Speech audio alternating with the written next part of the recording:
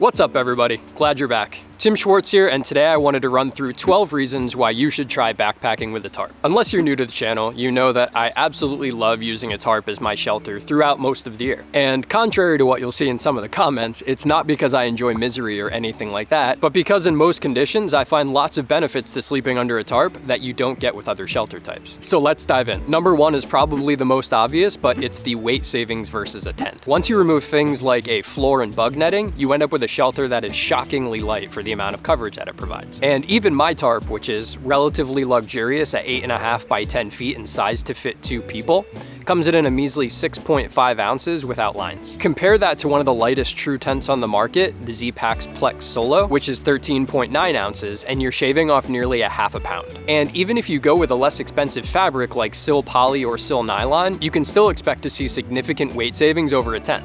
Number two is facing rather than packing your fears. Look, we all have things that freak us out in the woods, myself included. Personally, I'm always worried about a mouse or a chipmunk chewing through the foot end of my sleeping bag. I've seen it happen before, and if the damage is bad enough, it's definitely a trip ender. That said, these types of fears rarely come to fruition, and more often than not, we're packing according to our fears rather than the conditions as they truly are. Common fears about sleeping under a tarp are getting dirty, getting wet when it rains, or dealing with bugs. These are all totally valid, but there are ways of minimizing these risks when sleeping under a tarp, and doing so will finally get that fear monkey off your back and add to your overall enjoyment of nature. Along those same lines, number three is being more connected to nature. Compared to sleeping under a tarp, sleeping under a tent kind of cuts you off from the outside world, and this is especially true if you need to close things up when it's raining. With the tarp, on the other hand, you're free to look out and observe the world around you, even during a storm. You'd be surprised how much richer this makes the whole experience of being outside, and how many special moments, like passing wildlife, you miss when you close up your tent.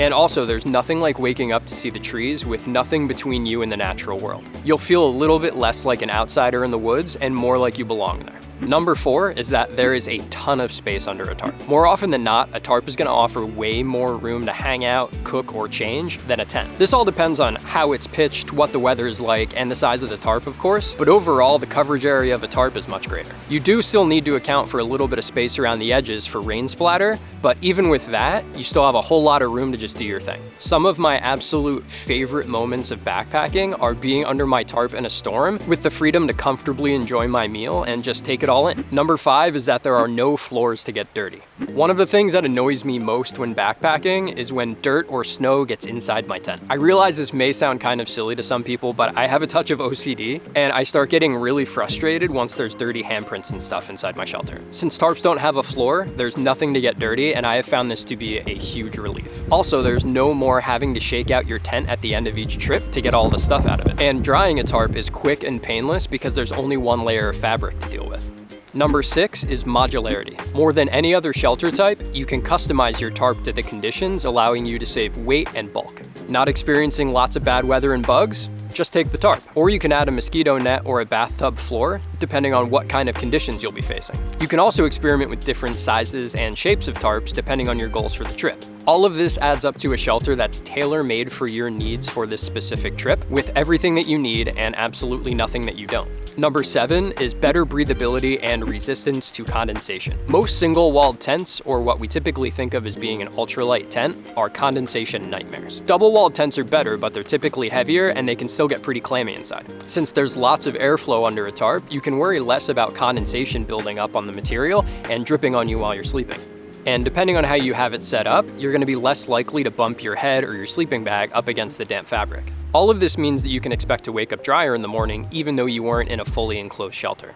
Number eight is that tarps are usually much less expensive than tents. You can find inexpensive, lightweight backpacking tarps for $60 or $70, and good quality sil nylon or sil poly versions start around $100. The absolute lightest, top-of-the-line tarps on the market are $300 to $400. So when you look at the numbers, you can expect a tarp to be about half the price of a similar quality tent. This means that anybody looking to get into lightweight or ultralight backpacking can get started with an inexpensive shelter. Not much more than an inexpensive tent from a big box store. contrary to the whole ultralight gear is so expensive thing that you hear all the time. Ultralight gear definitely can be very expensive, but there's a diminishing return on the weight savings the higher you go on that cost spectrum. Number 9 is that tarps usually work better in tight spaces. If you've ever tried backpacking with friends and gotten to a campsite only to find that there wasn't enough space for all of your tents, so you had to sleep on top of a root or on an angle or something like that, sleeping under a tarp may be for you. When tarp camping, you really just need to find a space that's big enough for your body, and then you can usually just pitch your tarp around that however you need to make it work.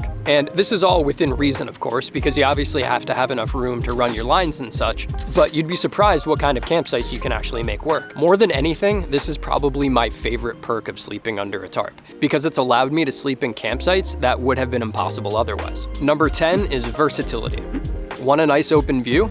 Pitch a lean-to. Need to hunker down for poor weather? Pitch an A-frame. There's a practically infinite number of configurations to choose from depending on conditions, and because each is tailored to the situation, you can maximize your enjoyment of your time spent in the backcountry. Number 11 is durability. Fully enclosed tents are inherently complex with lots of seams and complex geometries. Tarps, on the other hand, are simple and have no moving parts like zippers or pulls to fail. And repairs, unless they're completely catastrophic, are usually pretty easy and won't affect the overall performance of the shelter. What I mean by that is, if you rip out a tie-out point on a tarp, you have a dozen other to choose from. But if you damage the tie-out point on a storm door of a tent, you might be in for a very bad night if it's raining.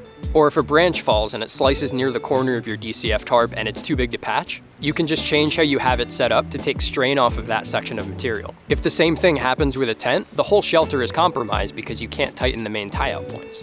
And last but certainly not least, number 12 is craft. Overall, tarp camping requires a bit more skill, like proper site selection and learning the different shelter configurations. Learning these skills is inherently fun and makes backpacking more of an art rather than a passive activity where you buy the stuff, use the stuff, and then go home and put the stuff away. And this process of continuously developing your proficiency helps increase your confidence in the backcountry.